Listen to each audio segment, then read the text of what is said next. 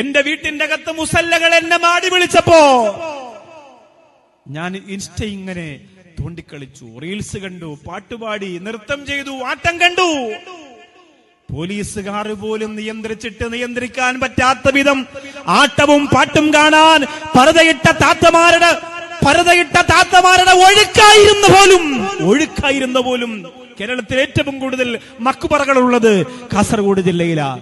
ഏറ്റവും കൂടുതൽ മനോഹരമായ പള്ളികളുള്ളത് കാസർഗോഡ് ജില്ലയിലാണ്. ഏറ്റവും കൂടുതൽ മതപ്രഭാഷണ പരമ്പര നടക്കുന്നത് കാസർഗോഡ് ജില്ലയിലാണ്. ഏറ്റവും കൂടുതൽ ഉറൂസുകൾ നടക്കുന്നത് കാസർഗോഡ് ജില്ലയിലാണ്. ഓരോ സ്ഥലത്ത്, ഓരോ മക്കാമില്, ഓരോ മഹാന്റെ അടുത്ത് 10, 20, 30, 40, 50 ദിവസം ഉറൂസ് നടക്കുന്ന സ്ഥലങ്ങളുണ്ട്. ഏറ്റവും അധികം പാവങ്ങളെ സഹായിക്കുന്നത് കാസർഗോഡ് ജില്ലയിലാണ്.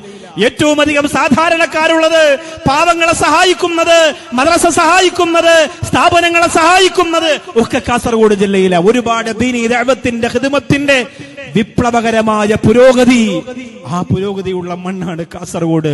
ആ കാസർഗോഡിൽ പർദ്ദയിട്ട താത്തമാര് പോലീസിന്റെ ലാത്തി കൊണ്ട് നിറഞ്ഞു വീണ കണ്ടിട്ട് കണ്ണ് നിറഞ്ഞുപോയി. എന്റെ പ്രിയപ്പെട്ട കണ്ണൂരുകാരെ, കണ്ണ് നിറഞ്ഞുപോയി. പോലീസിന്റെ ലാത്തി കൊണ്ട് നമ്മുടെ മുസ്ലിം കാക്കമാര്, മുസ്ലിം താത്തമാര്, മുസ്ലിം ചെറുപ്പക്കാര് പിടഞ്ഞുകൊണ്ട് അടിക്കല്ലേ തല്ലല്ലേ എന്ന് പോലീസ് പട്ടാളത്തിന്റെ മുമ്പിലേക്ക്, പോലീസുകാരുടെ മുമ്പിലേക്ക് കൈ തൊഴുത് നിൽക്കേണ്ട ഗതികേട് ഈ സമുദായത്തിലെ പ്രിയപ്പെട്ടവർക്ക് വന്നുപോയി. പണത്തിന്റെ കൊഴുപ്പല്ലേ? വാപ്പമാര് പൊരിവെയിലത്ത് വിദേശ രാജ്യത്ത് കിടന്ന് പണിയെടുക്കട്ടെ, കഷ്ടപ്പെടട്ടെ, പൊരിവെയിൽ മാറി AC റൂമിലായി പണമുണ്ടാക്കി, എന്നിട്ടും നാട്ടിൽ വരാതെ മക്കൾക്ക് കാർഡ് കൊടുത്തു വരയ്ക്കാൻ.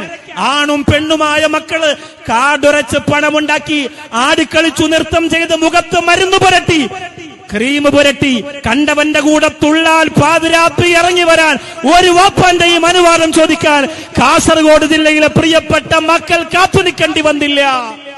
അതുകൊണ്ട് ആദ്യമായിട്ട് അഭിമാനം തോന്നാണ് ആ പോലീസുകാരെ. കാസർഗോഡ് ജില്ലയിലെ പോലീസുകാർക്ക് ഒരു ബിഗ് സല്യൂട്ട് കൊടുക്കാൻ തോന്നിപ്പോയി. എന്റെ പ്രിയപ്പെട്ടവരെ, അങ്ങനെ അടി അവർക്ക് മാത്രമല്ല, അവരെ പ്രിയപ്പെട്ട പിതാക്കന്മാർക്ക് കൂടി അടി കൊടുക്കണമായിരുന്നു. ഉസ്താദുമാര് മക്കളെ തല്ലാൻ പാടില്ല. എന്റെ മോനെ തൊട്ടാൽ വാപ്പാ കുരുകും, എന്റെ മോളെ തൊട്ടാൽ ഉമ്മ കുരുകും. ഉസ്താദുമാർക്കെതിരെ പരാതി കൊടുക്കും.